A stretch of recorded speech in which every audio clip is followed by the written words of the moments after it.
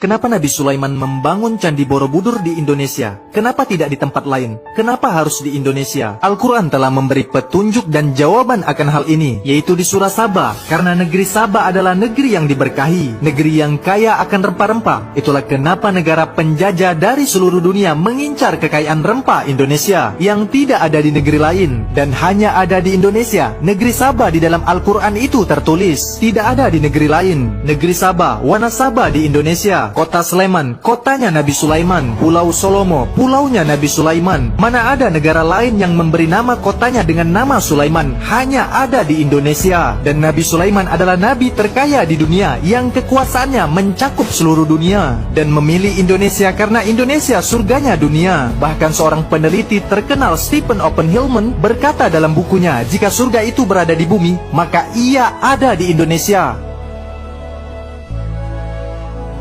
Banyak saudara kita dari Islam maupun non-Muslim tidak sadar apa tujuan Nabi Sulaiman membangun gedung tinggi dan patung-patung di Candi Borobudur. Perhatikan baik-baik ayat Al-Quran ini supaya kalian sadar. Tujuan Nabi Sulaiman membangun gedung tinggi dan patung-patung dan piring-piring besar adalah untuk membenarkan Al-Quran yang akan datang. Maka dari itu Nabi Sulaiman membangun patung dan gedung tinggi bukan untuk disembah, melainkan untuk membenarkan ayat Al-Quran yang akan datang, supaya mata kepala manusia bisa melihat sendiri kebenaran ayat Al-Quran. Mereka para jin itu bekerja untuk Sulaiman sesuai dengan apa yang dikehendakinya. Di antaranya membuat gedung-gedung yang tinggi, patung-patung, piring-piring yang besarnya seperti kolam, dan periuk-periuk yang tetap berada di atas tungku. Ayat ini terdapat di Al-Quran surah Saba dan dikenal di sekitar Candi Borobudur Sobo, atau dikenal orang sekarang dengan sebutan Wonosobo.